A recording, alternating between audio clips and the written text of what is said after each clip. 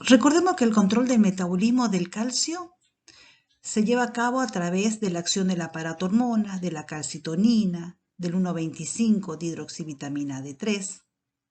Si bien estas son las hormonas más importantes, no nos tenemos que olvidar de los estrógenos, de los corticosteroides, somatotropinas, glucagón y de la tiroxina, que contribuyen a la homeostasis del calcio.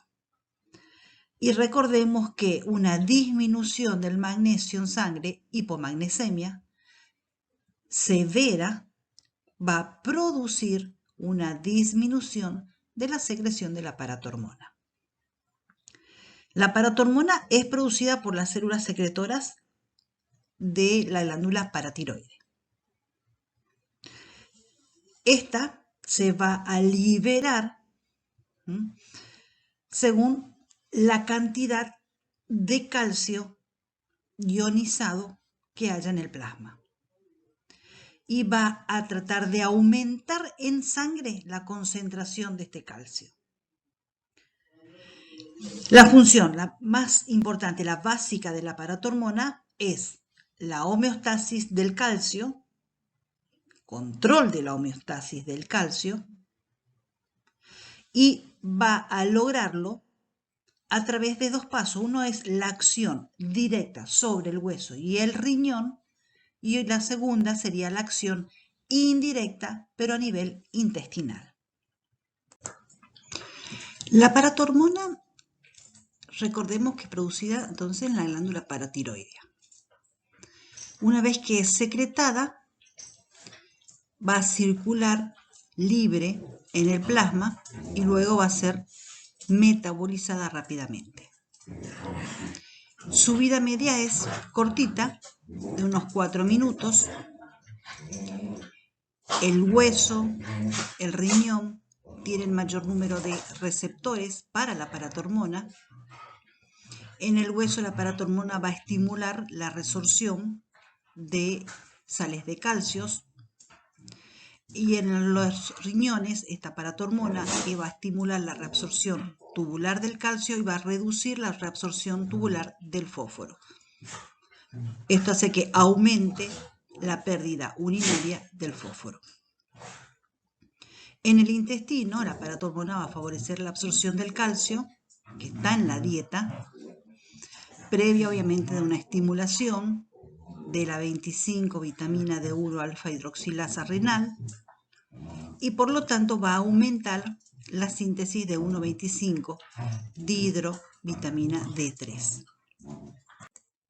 La calcitonina, la calcitonina, recordemos que se sintetiza en las células parafoliculares de las tiroides, y lo que va a hacer es inhibir la resorción de hueso y por lo tanto produce una hipocalcemia e hiperfosforemia. En los riñones, la calcitonina va a aumentar la eliminación del calcio y del fósforo, y esto va a contribuir a la hipocalcemia y a la hipofosforemia. Hablemos ahora de la vitamina D. Esta se obtiene a partir de la dieta y también por acción de la luz solar en la piel. Mientras tomamos sol, o el perro, el gato, el caballo toma sol, la luz ultravioleta, más específicamente la del tipo B, penetra lo que es la epidermis, la dermis, donde va a ser absorbido por lo que conocemos por el 7-dehidrocolesterol, que este está en la membrana plasmática de las células de la piel. Este 7-dehidrocolesterol, por la acción de esos rayos, se convierte en precolecalciferol y a su vez se convierte en colecalciferol. Luego pasa la membrana plasmática al espacio extracelular y se va a fijar a las proteínas transportadoras de vitamina D3. El primer paso en la activación metabólica de esa vitamina D es la hidroxilación. Si recuerdan de química, estaba a nivel del carbono 25 y se produce principalmente en el hígado a través de lo que conocíamos por el paquete enzimático citocromo P450. Y el segundo paso en esa bioactivación de esta vitamina es en la formación del 1,25 hidroxivitamina D, y este proceso se produce en condiciones fisiológicas en los riñones. En este slide, a modo simplemente recordativo de otras materias, principalmente fisiología, para recordar las funciones biológicas tanto del calcio, del fósforo y del magnesio, y para darle importancia de la presencia de estos elementos en el organismo. En este slide podemos ver los valores de referencia del calcio, del fósforo inorgánico y del magnesio, magnesio en suero sanguíneo en las diferentes especies. En el caso de los animales jóvenes, con respecto al fósforo inorgánico, son sus concentraciones mayores que en las de los adultos, y en la vaca hay una disminución en los valores del calcio y del magnesio durante los primeros 3 días luego del parto. El calcio en el plasma pueden encontrarlo de 3 formas. Calcio ionizado, que va a estar representado en un 50%, el calcio unido a la albúmina en un 45% y calcio unido a aniones tan solo un 5%. El calcio ionizado participa en forma directa en todas las reacciones biológicas. El calcio que va a estar unido a aniones generalmente está en complejos. Por ejemplo, la mitad puede encontrarse unido a bicarbonato y los restantes con fosfatos o con lactatos o con citratos. Como podrán ver, hay múltiples enfermedades que están relacionadas con lo que es la alteración del calcio, del fósforo y del magnesio. Y vamos a hablar principalmente de lo que son las hipocalcemias y algunas patologías de ellas, como ser la paresia posparto, que se ve mucho en las vacas lecheras de alta producción, o las tetanias del transporte, también en los rumiantes. Otras patologías relacionadas a la alteración de estos 3 elementos son la tetania de la lactancia en la yegua, la eclampsia en la perra, las pancreatitis agudas, las intoxicaciones con el etilenglicol, un anticongelante, hipoparatiroidismo, hiperparatiroidismo secundario renal, las insuficiencias renales, la hipoalbuminemia, la calosis y los desbalances de las dietas. Fíjense que son muchas las patologías que están relacionadas a las alteraciones de estos elementos. Vamos a hablar ahora de la paresia posparto. También la pueden encontrar con el nombre de fiebre bitularia, fiebre de la leche, eclampsia puerperal hipocalcémica, hipocalcemia puerperal. Como pueden ver, hay distintas terminologías.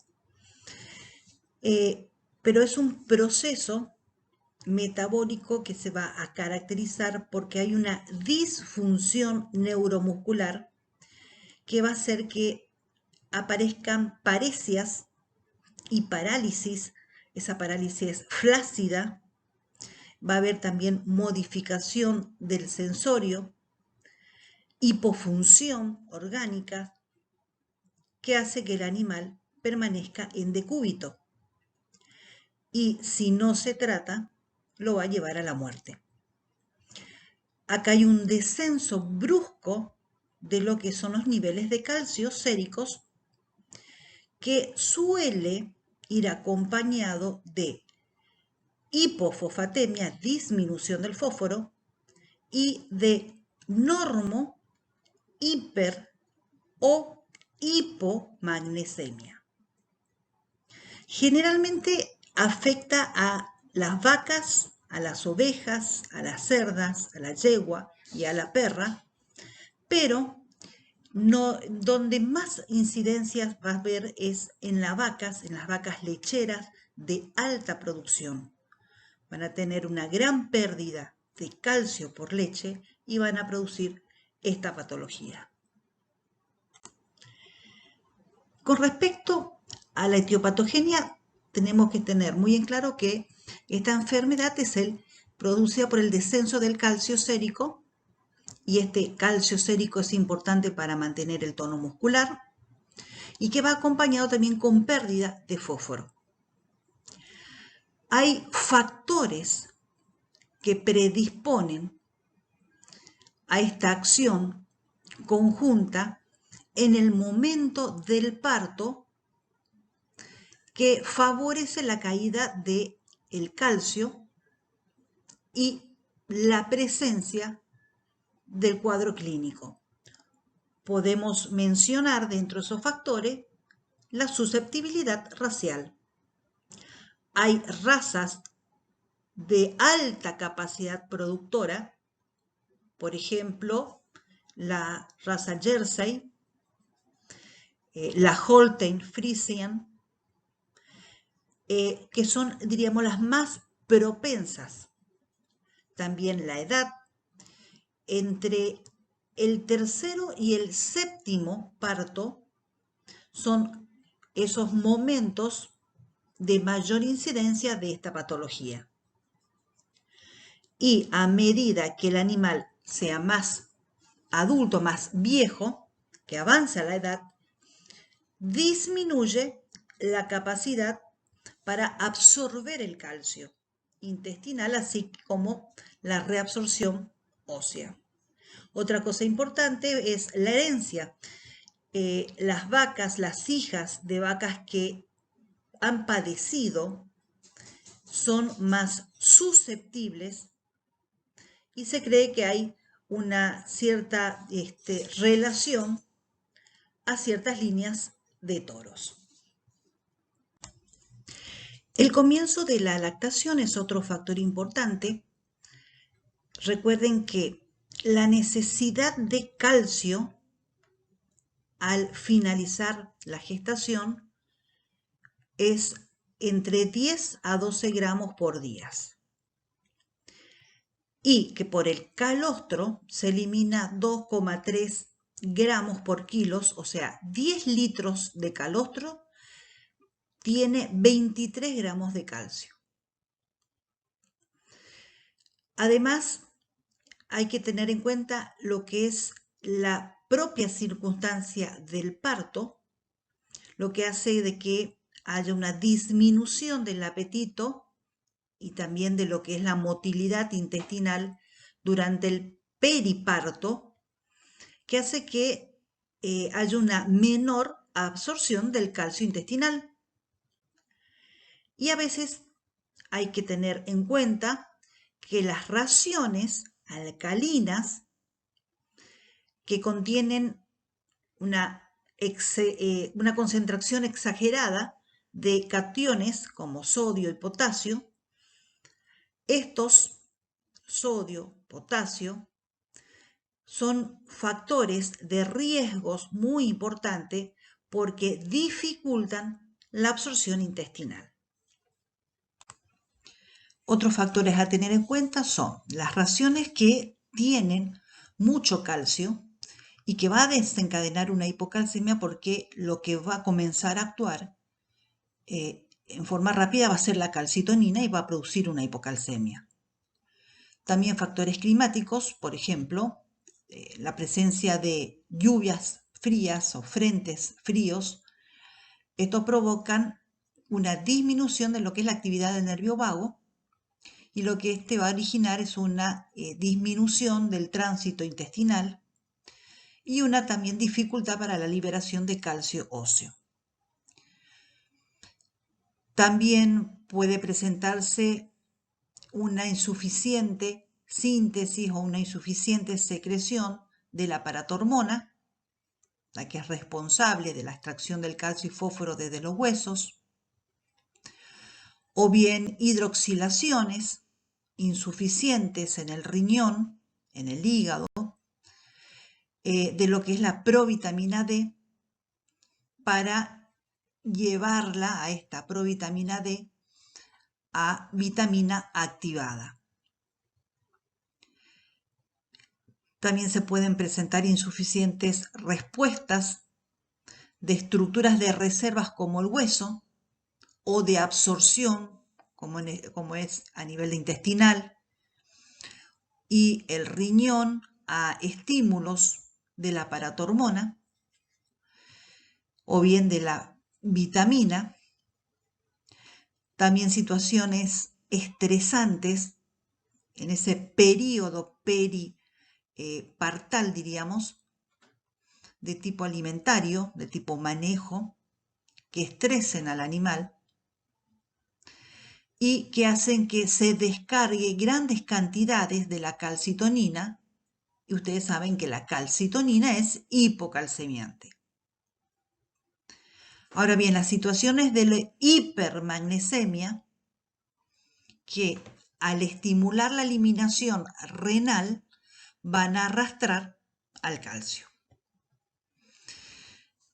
El manejo inadecuado, la falta de ejercicios en las hembras gestantes, por ejemplo, esas hembras que no tienen un parque que les favorezca el tránsito intestinal y al contrario hace que ese tránsito intestinal sea lento y por la reabsorción del calcio también.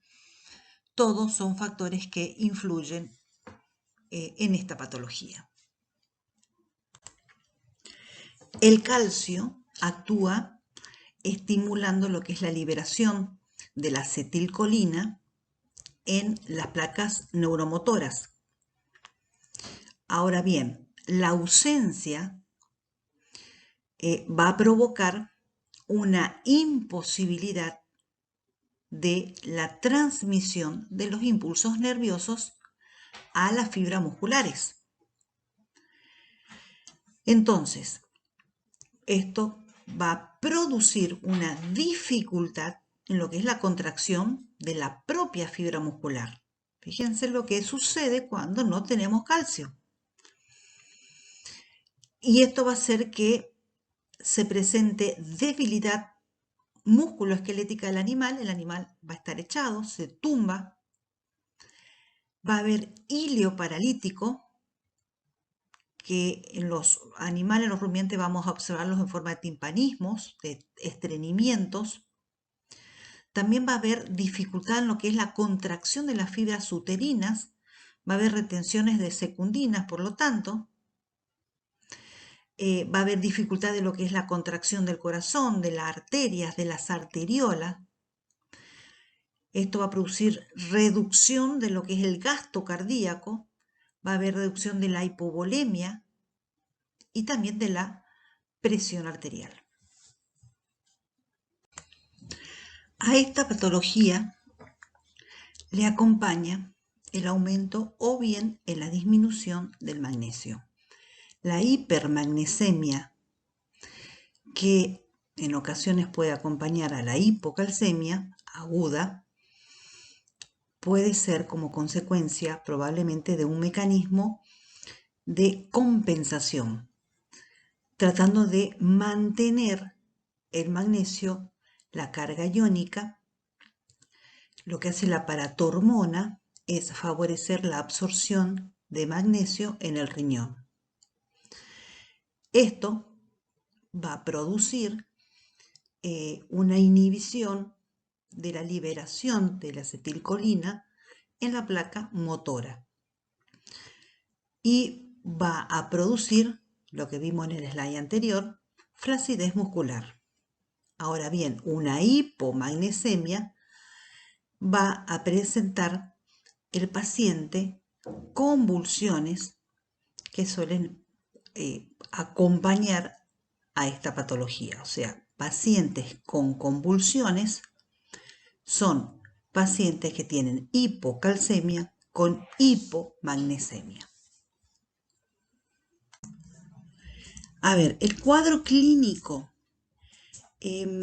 lo dividimos en distintas fases para poder hacerlo más fácil en la clínica. Tenemos una fase denominada paresia simple, que en este caso lo que vamos a encontrar es inmovilidad del bovino y pueden estar como excitados, como irritables, puede haber movimientos laterales de la cabeza y rechinar de los dientes.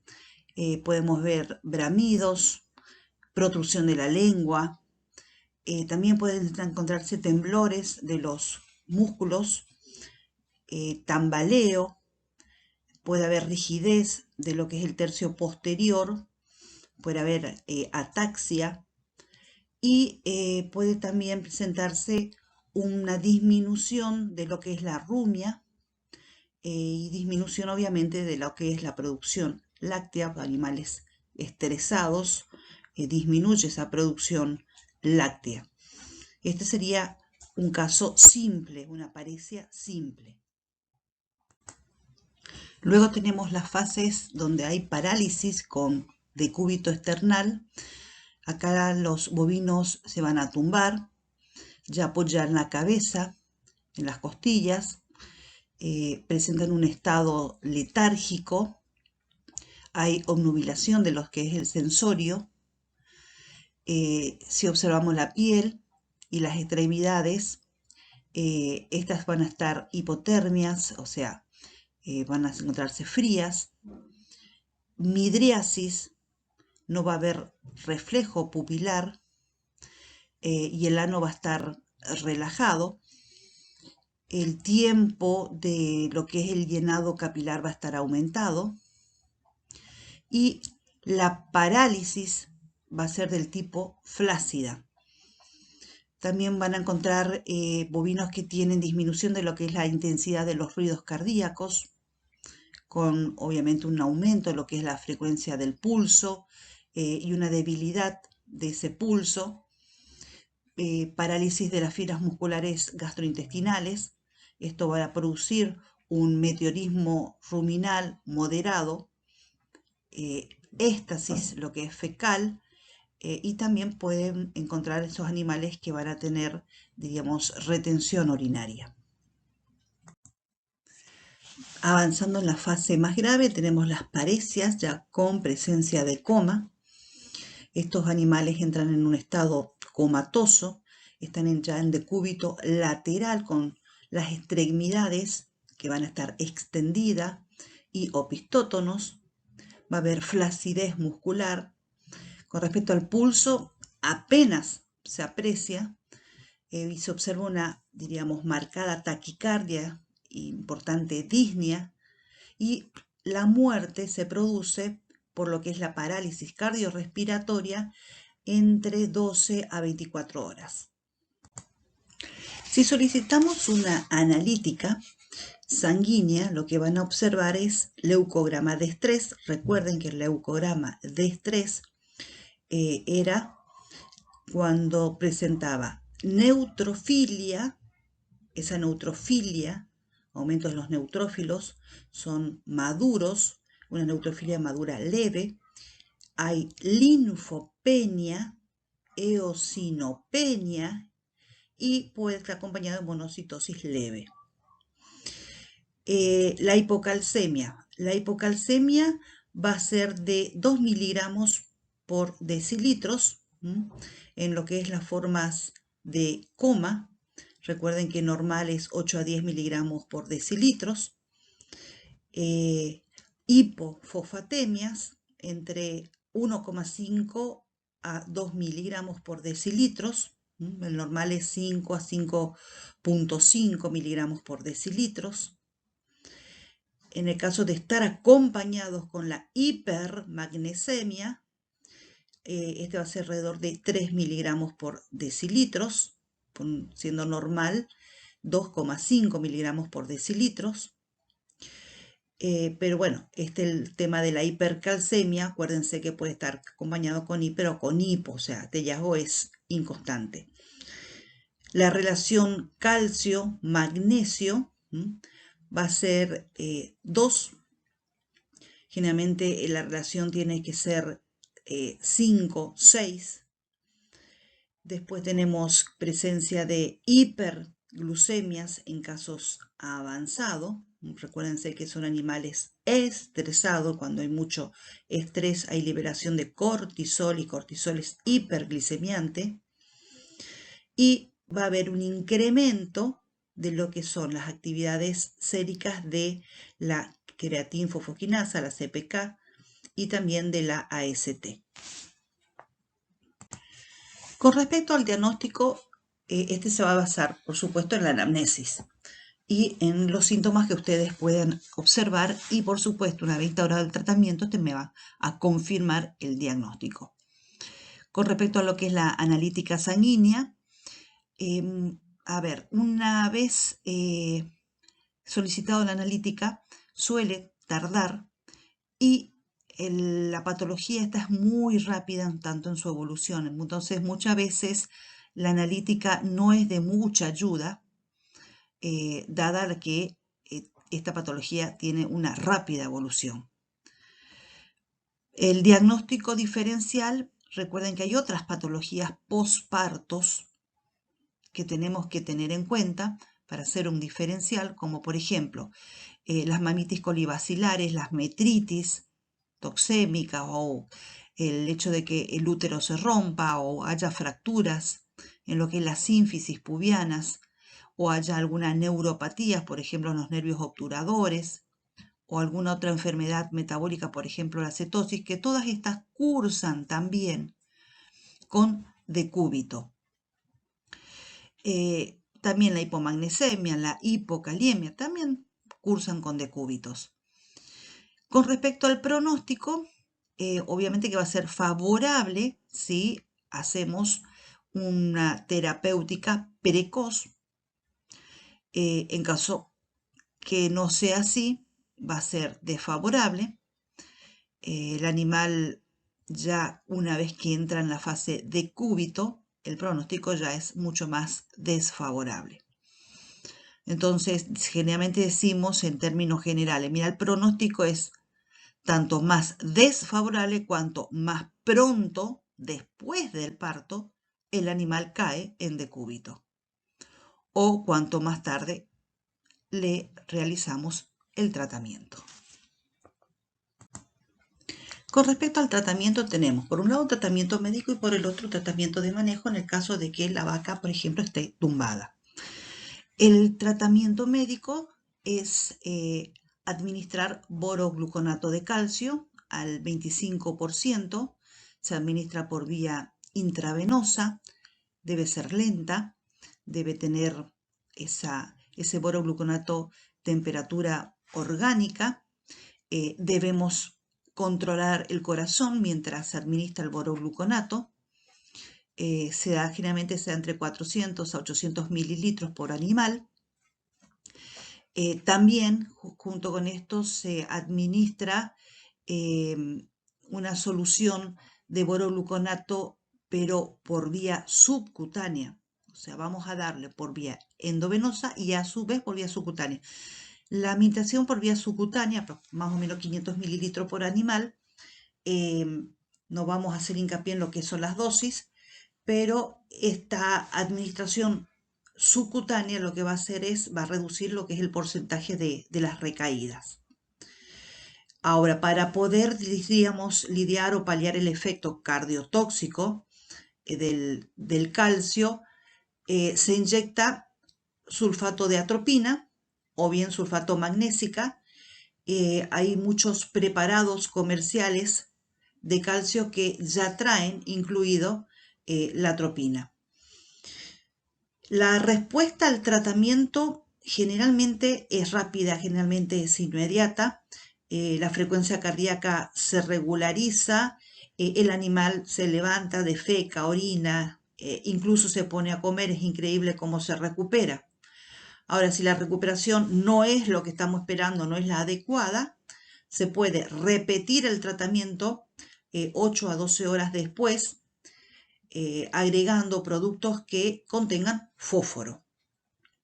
Si la vaca está tumbada, le cuesta levantarse, intenta y no puede, tenemos que utilizar manejo. Hay que colocarla en decúbito external con una buena cama y cambiándola cada rato de postura, cada 2 o 3 horas hay que cambiarle de postura porque así vamos a evitar lo que son las isquemias de los músculos. Como medida de apoyo, se puede sugerir no apurar los ordeños hasta que el animal esté bien recuperado, no apurar los ordeños. En ese caso, administrar el colecalciferol, o sea, vitamina D3 por vía intramuscular, también administrar prednisolona, activar lo que es la circulación periféricas con masajes que van a ayudar a esa circulación. Muchos veterinarios por ahí aconsejan realizar masajes con alcohol alcanforado que ayuda justamente a la estimulación de esta circulación. Hablemos un poquito de lo que es la profilaxis. Tenemos que en la profilaxis tratar de suministrar raciones ácidas. Esto lo que va a hacer es favorecer la absorción y el aprovechamiento del calcio. Hay que evitar lo que son las raciones ricas en proteínas de fácil digestión, colecalciferol, 1 o 2 semanas antes de la fecha prevista para el parto, evitar la obesidad y estimular lo que es el ejercicio antes del parto. Podemos mantenerlos a esas hembras en parques de recreo, le llamen. Debemos propiciar un parto que sea tranquilo, sin estrés. Los últimos días de gestación se puede suministrar cloruro de amonio. Esto lo que va a hacer inducir una ligera acidosis y va a favorecer lo que es la movilización del calcio. Hay que disminuir la ingestión de calcio durante el periodo seco. En el ganado ovino hay una mayor incidencia de las hipocalcemias en las últimas 4 semanas de la gestación. Generalmente se presenta cuando hay un ejercicio intenso o bien la alimentación es escasa. En la yegua, por ejemplo, el cuadro se presenta entre las 6 y las 10 semanas posparto. Entonces, fíjense qué diferente que es al bovino. En la cerda se puede presentar, igual que el ganado vacuno, a las pocas horas después del parto. Veamos ahora qué es el síndrome de la vaca caída. Esto indica un animal incapaz de levantarse como consecuencia de la necrosis isquémica de los grandes músculos de las extremidades posteriores, porque hay una presión que supone el propio cuerpo del animal. Se presenta 48 horas después del parto en los animales que han padecido una paresia puerperal hipocalcémica y que no han tenido una respuesta adecuada al tratamiento. Con respecto a la etiopatogenia, la causa primaria es la lesión traumática de los músculos y nervios de las extremidades posteriores y frecuentemente con complicaciones del decúbito asociado a lo que vimos como patología anterior, una hipocalcemia posparto. Aunque se considera la hipocalcemia aguda como la principal causa del decúbito, que puede llegar a originar la imposibilidad de que ese animal se pueda poner de pie, se pueda levantar, se puede citar otras causas, por ejemplo, lesiones traumáticas de los nervios obturadores, ciático, radial o el peroneo. Animales que caen en suelos, esos suelos que son resbaladizos, con fracturas del coxal o fracturas de la sínfisis pubiana o de la cabeza del fémur. O animales que tienen trastornos metabólicos, por ejemplo, hipocalcemias con tratamientos incorrectos, animales con cetosis, con hipofosfatemia, hipomagnesemia o hipokaliemia, que pueden estar asociadas a esa paresia puerperal. También puede ser por retención de placenta, por metritis sépticas, por las mamitis colibacilares, las endotoxemias, el retraso en el tratamiento de esas hipocalcemias hacen que el animal entre en decúbito, provoca la presión sobre los vasos que van a irrigar las extremidades posteriores. La isquemia subsiguiente lo que va a producir es una anoxia tisular y como consecuencia vamos a tener tumefacción, vamos a tener necrosis de los músculos. ¿Qué músculos? Los semimembranosos, los semitendinosos, también de nervios como ciáticos, de obturadores y también de las articulaciones. Con respecto al cuadro clínico, fíjense que los animales en estos casos se encuentran aparentemente bien, comen, beben, pero no hacen ningún tipo de esfuerzo por levantarse. Algunos animales pueden presentar arritmias y pueden presentar taquicardias, pero muchas veces es porque se ha administrado anteriormente calcio.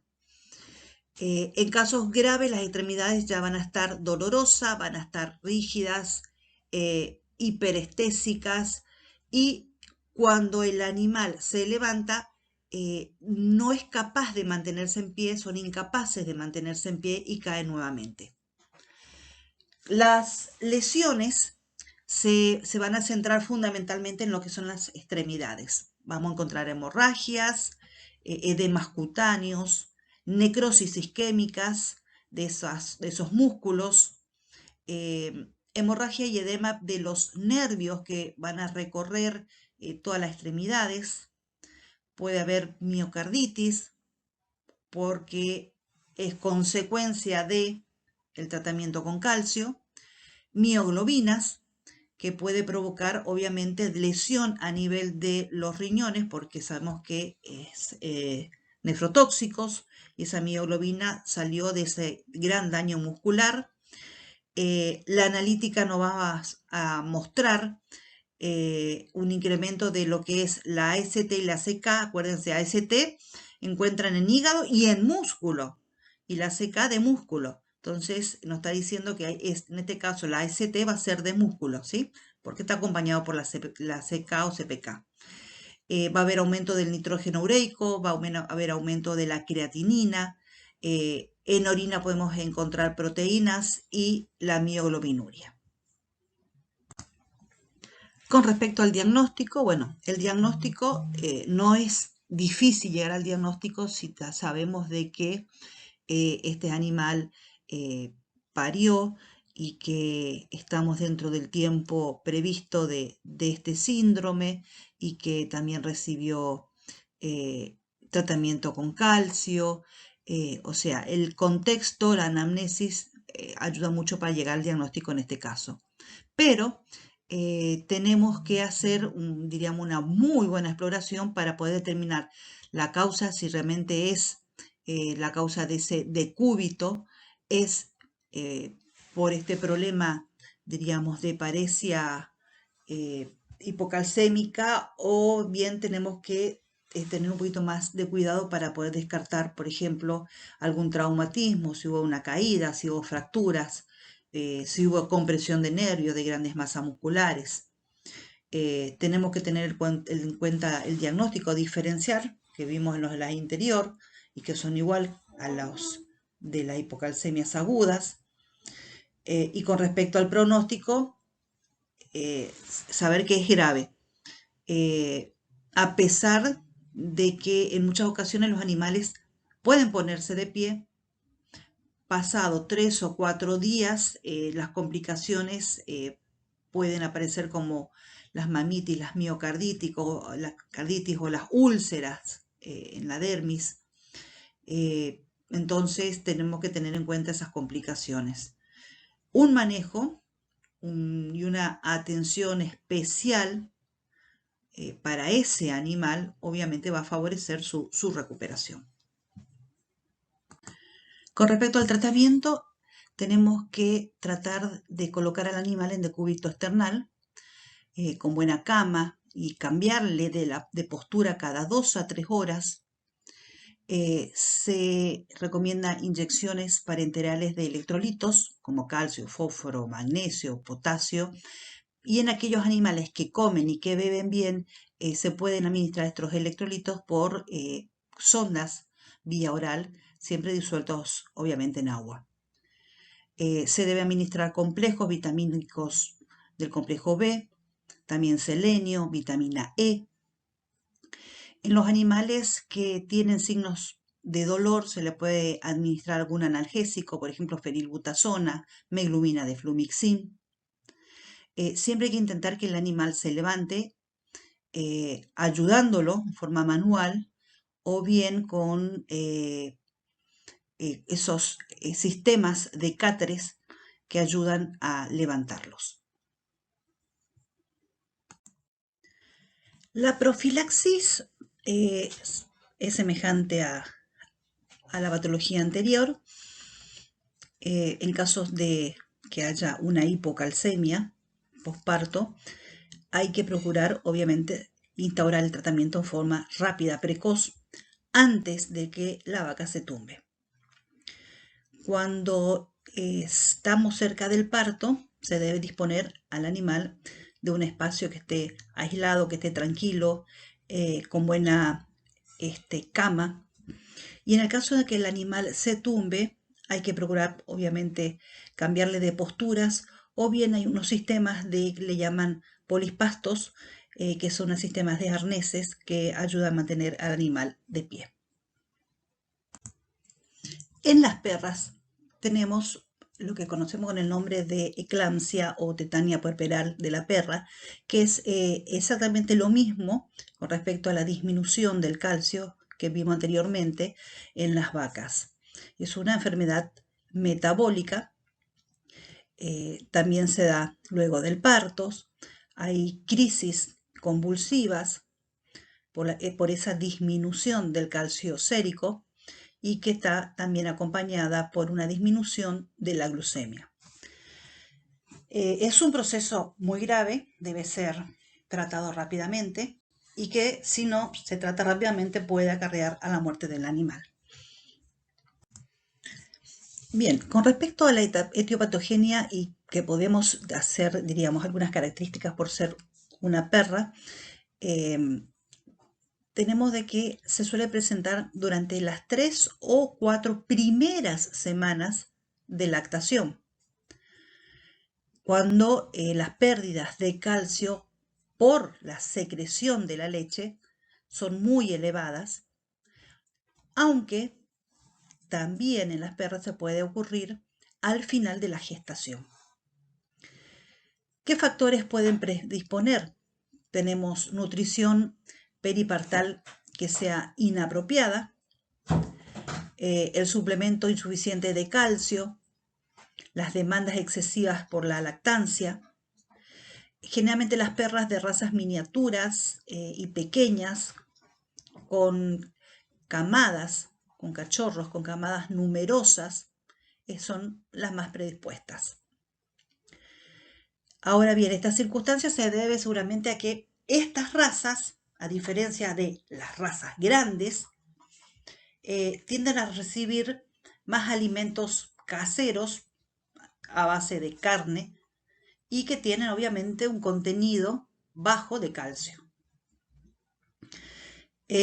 Un suplemento excesivo de calcio antes del parto puede hacer que aparezca o fomentar a la tetania puerperal al promover una atrofia de lo que es la glándula paratiroidea.